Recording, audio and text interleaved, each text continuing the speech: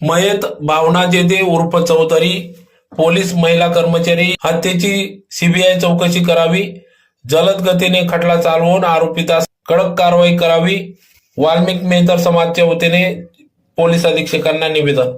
दिनांक 13/3/2025 रोजी सायंकाळी मयत भावना चौधरी भावना जेदे हिला पती दीपक रमेश चौधरी पोलीस शिपाई याने मारहाण करून जीवेठार मारून खून केल्याचा आरोप या ठिकाणी वाल्मिकी मेहतर समाजाच्या वतीने करण्यात आला असून त्याच्यावर कडक कारवाई करावी. त्यास या प्रकरणाची सीबीआय चौकशी करून त्यास कठोरात कठोर कारवाई करून अटक करावी अशी मागणी या ठिकाणी करण्यात आली. तर यावेळेस पोलीस अधीक्षकांच्या वतीने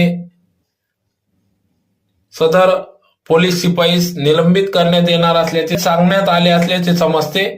तर यावेळी वाल्मिकी मेहतर समाज धुळेचे सर्व पदाधिकारी समाज बांधव मोठ्या संख्येने उपस्थित होते.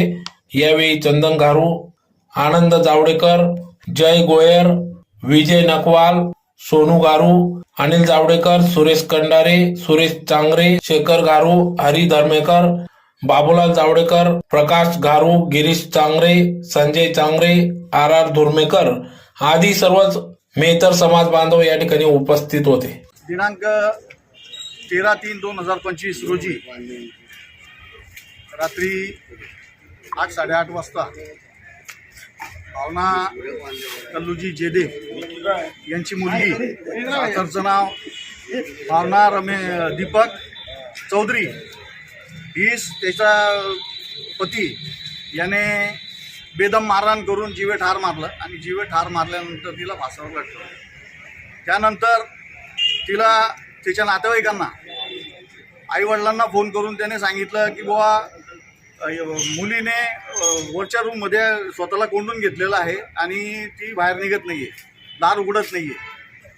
तदनंतर नातेवाईक गेले, पोलिसांना कॉल केला. पोलीस प्रशासनचे काही पदाधिकारी शिपाई वगैरे तिथं गेले. त्यांनी दार वगैरे तोडून तिथं बघितलं तर मुलीने गळफास घेतलेला होता. या सर्व घटनाक्रमाचा सखोल अभ्यास केला तर त्या मुलीच्या मानेवर गळफास घेण्याचं काळा चट्टा एक वर्ण होतं आणि त्याच्या शरीरामध्ये भरपूर ठिकाणी मारहाण झाल्याचं वर्ण होते. या सर्व बाबीचा पीएमच्या रिपोर्टमध्ये तर येईलच, सत्यता येईलच समोर. परंतु वाल्मिकी मेहतर समाजाच्या वतीने सर्व पंच